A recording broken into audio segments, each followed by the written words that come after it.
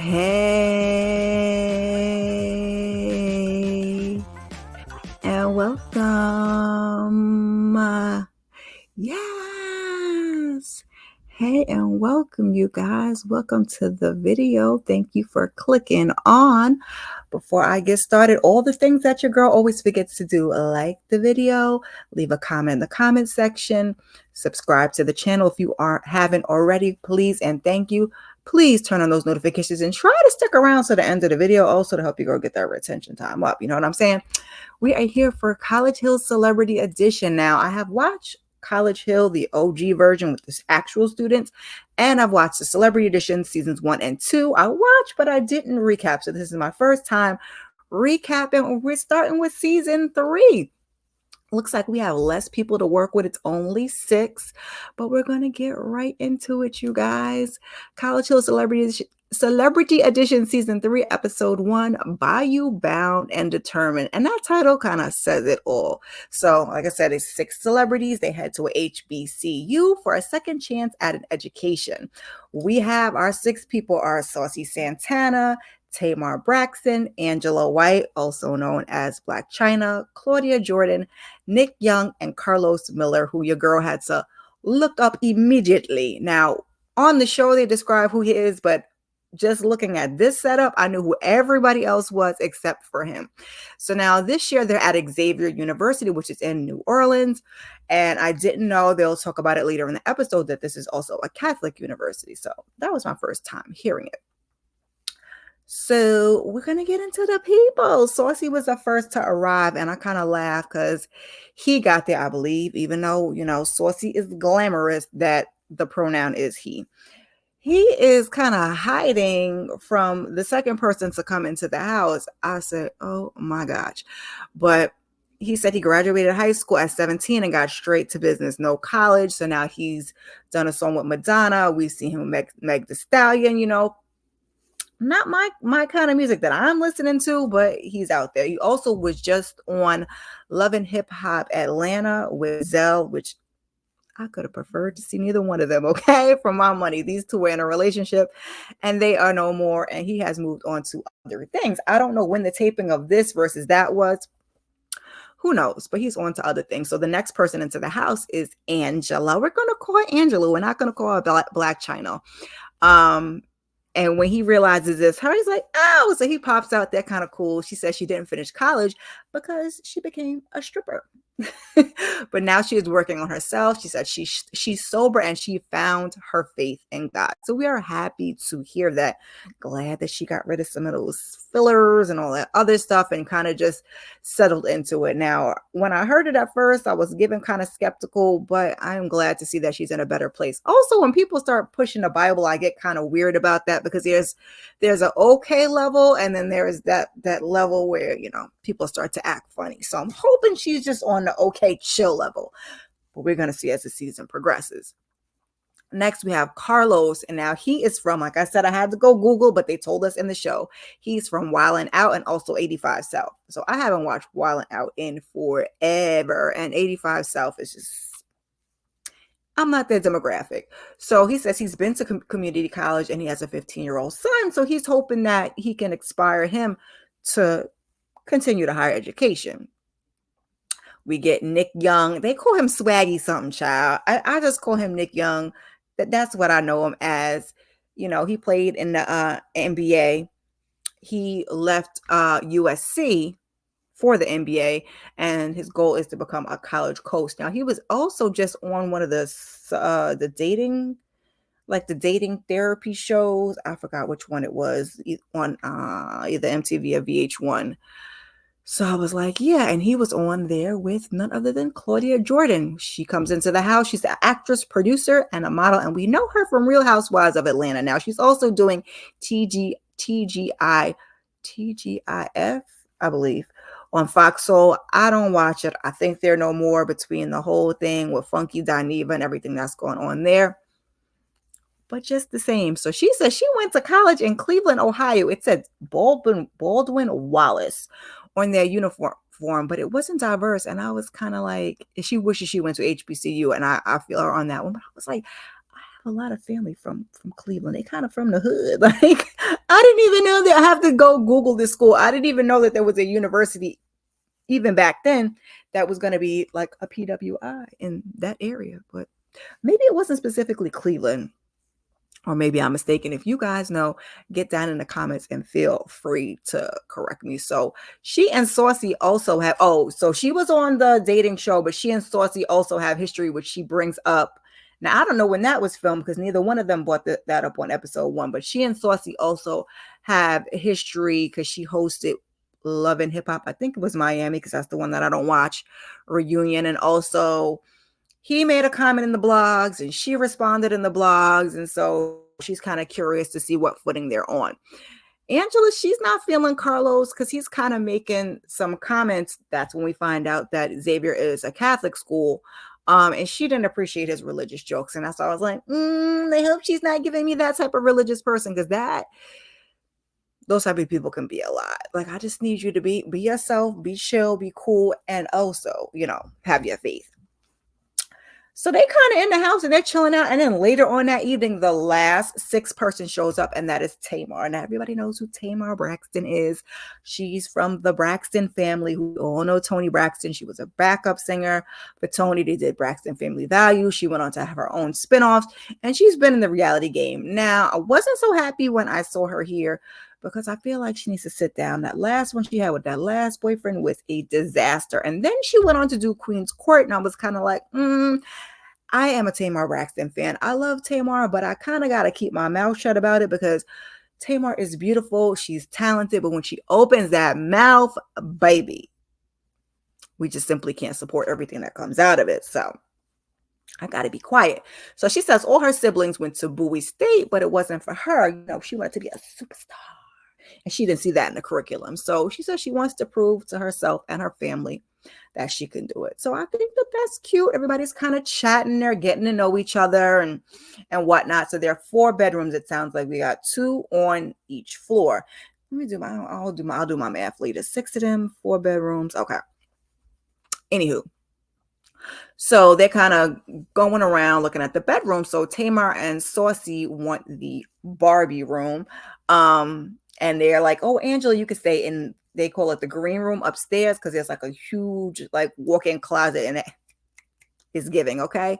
They're saying Claudia could get the room downstairs to herself and which is the pink room. I think it's the pink room. And then Nick and Carlos, the blue room downstairs. Now, they're not really happy about this arrangement because the fellas are just chilling. Saucy was the only one that got up and was like moving around, like cleaning spots, but he had already been first in the house anyway. But Nick is not really like feeling it because he's tall. He's like, I'm tall. My feet gonna hang off the bed, all of the things. So I think he ended up getting Claudia's room, which was the single. So Tamar, baby, she has so much luggage. She has a staff to bring her bags in. Just bags on bags on bags on bags. I was like, ooh, girl. I mean, I guess it ain't tricking if you got it. And Saucy also didn't want to carry his bags. I was like, So he's getting like Nick and Carlos to carry him up. He's like, oh, I'm not carrying him. I said, Saucy gonna be a problem. But Saucy is giving everything that I thought he was gonna have gave, which is why I really was not looking forward to seeing him, but he will definitely bring the drama on the show. You always got to have one. So the next day, it's orientation day, and Tamar and Saucy are still sleeping, baby. Nick got to go in there and be the wake up crew, like, okay, wake up. And Saucy is on his own time. He got his little moo on. He's like, I don't rush. I do what I want to do. I do things the way I want them. And I was like, okay. So he ends up getting left. I mean, they pull up right before, at least that's what they showed us. Right before he comes out, they pull off. He ain't too happy about it. But when they get there, they got, a big welcome. They got, a band. They got praise, dancers and all kinds of things. I was like, they really done rolled out the red carpet, or it could have just been a regular HBCU day. Because I will tell you, when I was in high school and I did that HBCU college tour, baby, it was everything. And everything was going on when I went to visit. I was like, yes, this is where I want to be. I applied. I didn't go. I ended up going to a PWI, which, the ratio of others was substantial. So I was kind of cool with that. And your girl never finished. But one of the things I really do wish I had done, if you've been on watching my channel for a while, is I wish I had pledged and also gone to HBCU. So I get my life every time I watch this. So Saucy finally arrives and he is not happy. Okay. Calling them goody two shoes that they left him. And because Tamar was like, no, I'm a professional. We don't show up late. So I'm like, okay. So we find out that I think it was Claudia that said Xavier is known for their STEM programs. And I was like, oh, okay, that's pretty cool. That's pretty cool. Love to hear it. So they're all like looking at the different clubs. Angela is looking at track and field and potentially Bible study. Saucy signs up for cheerleading. They gave him like a little baby doll. See, this baby doll is going to be a problem. A problem later on. Nick signs up for basketball. That's really a no-brainer. So then they meet with the president of the university and their advisor. So they are going to receive a certificate of interdisciplinary studies. I said, I guess part of me wishes I could go back in this way and get it done in like an intensive quick frame, but my life will not allow for that. So they're going over the rules. Lillian, if you know where that's from. So they have to be on time. There's no alcohol or illegal substances.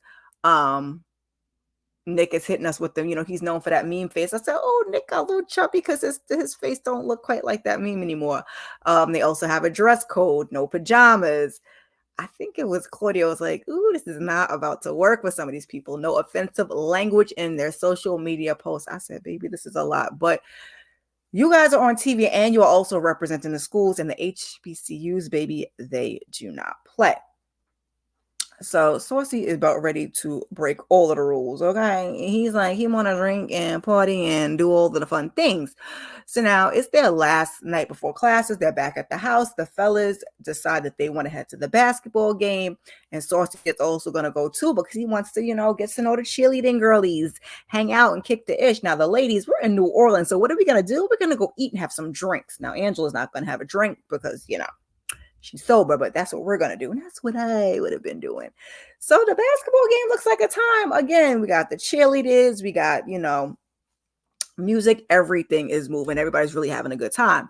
Now the ladies are sitting down and they are talking about Angela's boo, Derek. First time I'd ever seen him. And she says that they've been dating for a year. And we somehow talk about Tamar getting engaged to JR after 3 weeks.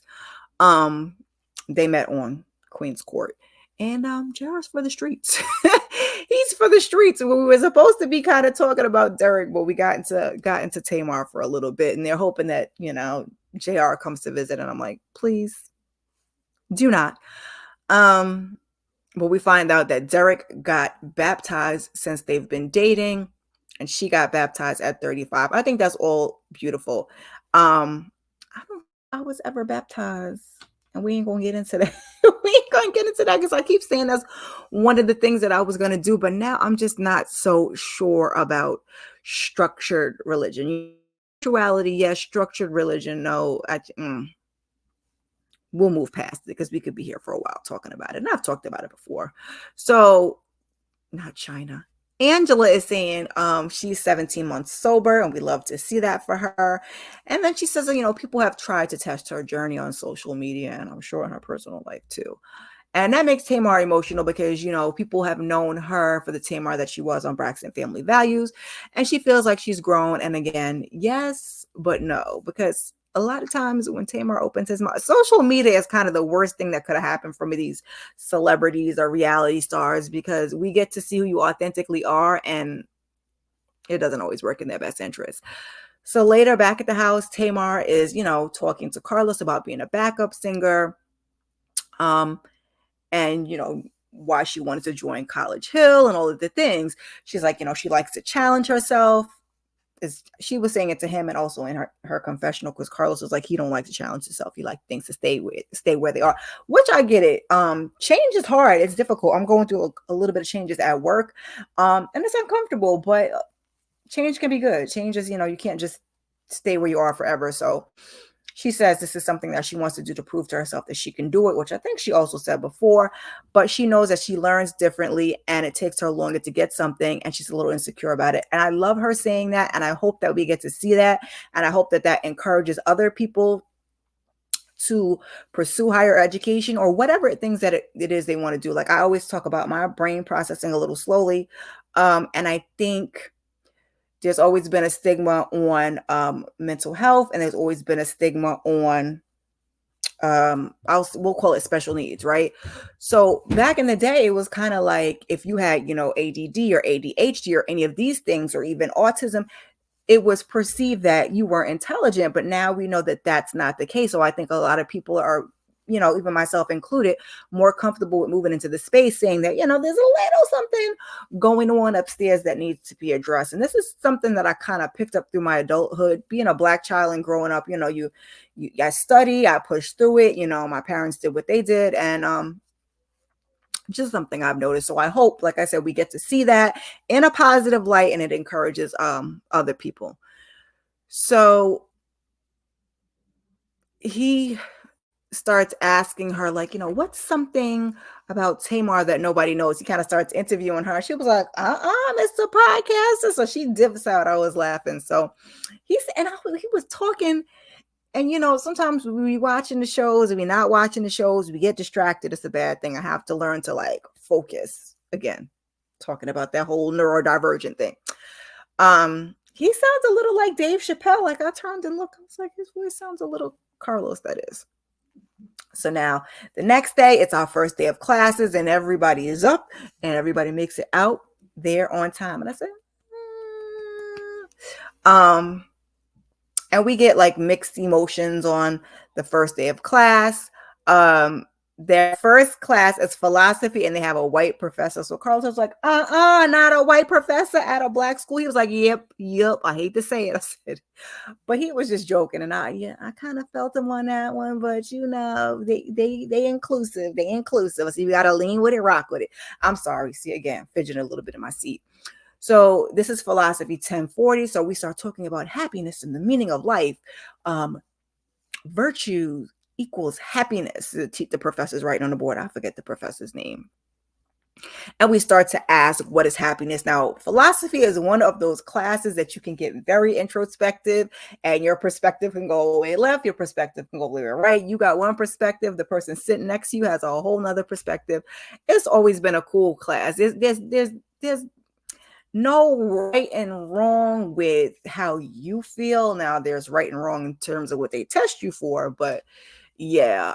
So when we're talking about what is happiness, Carlos is kind of saying it's your mental well-being. Angela's saying it's an everlasting emotional state of being. I'm just sitting here taking in all these different answers, trying to figure out how I feel about what the people are saying. And Claudia's like, it's about, do you like what you see when you look in the mirror? I'm like, that's I don't know if that's happiness. That's more self-love, acceptance. But, I got kind of where they all were coming from. We get into the question of, can you be happy being a bad person? And Tamar's kind of like, you can't ultimately be happy if you're a bad person. Girl. I think that's for people who are innately good, because in my heart of hearts, I feel like if you're a bad person, some bad people are actually happy. It's insane. I digress. We start asking, is there anything higher than happiness? Saucy believes happiness is the highest. And Carlos, he says he feels like there's something greater than happiness. And they're like, well, what would that be? Fulfillment. And they're like, well, when you're fulfilled, are you not happy? It was a great little debate. I was feeling Carlos for a hot 2 seconds. And then, because we're going to get to our next class. And that next class is political science. Wasn't a political science major, never took a poli-sci class. God bless you all. So we're talking about how to create policy from an effective and efficient standpoint. Again, God bless. I understand what they were saying. It wasn't over my head, but it just was like, So what they're going to do in the class is they're going to develop a policy to address homelessness in the state of Louisiana. And I thought that was a good one, because the scope of homelessness is bigger than you can imagine. There's all different factors. There's all different reasons why. So especially judging by the conversation, I like to see where this is going to go. So they're going to write a bill and propose it to a U.S. congressman who also graduated from Xavier. So this is their first assignment. It has to be 3 pages. I was like, dang, they're really leaning in. I forgot if they said, and if they did, I'll come back and correct myself in the next recap.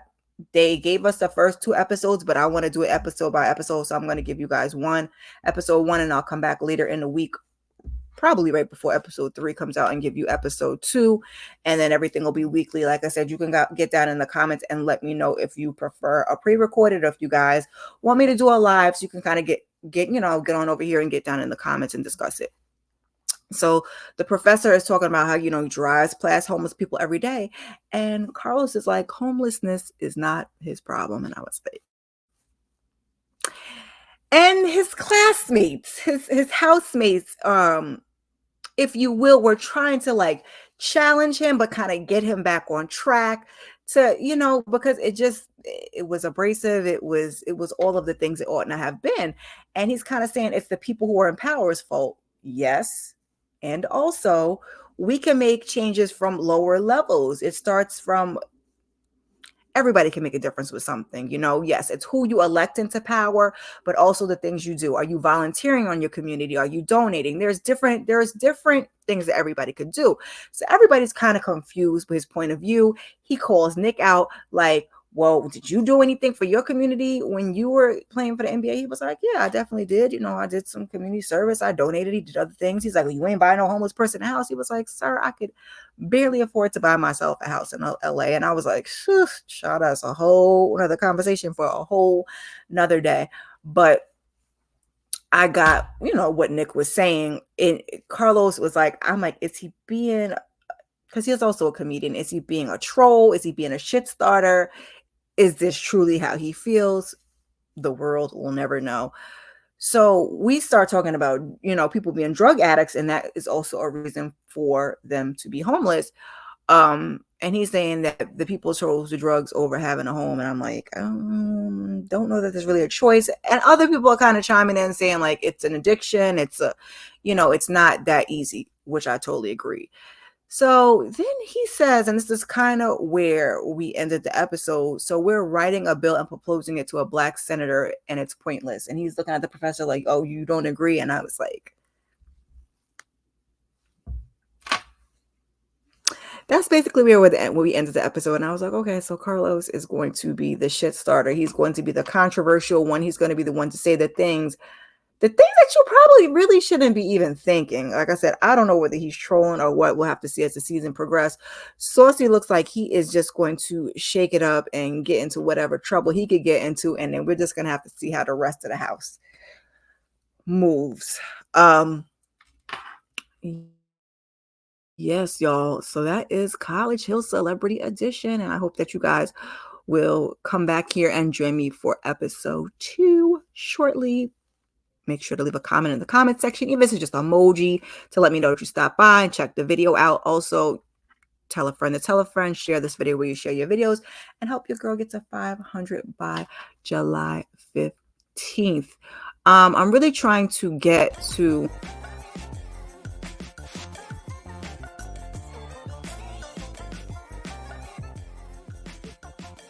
And I hope you guys can hear me okay. When I turn my music on, it's like the mic goes out temporarily. I digress. I'm trying to get to 1,000 by the end of the year. So please just, share. And check out some of my other videos. I wrapped up the Never Ever Mets for this season. So please go ahead and check that out. I also did Power Book 2. And kind of just peek around my channel and see what you would like to watch. Click on a video and watch it. Support the channel. I appreciate you guys, and I will see you guys in the next video. Peace.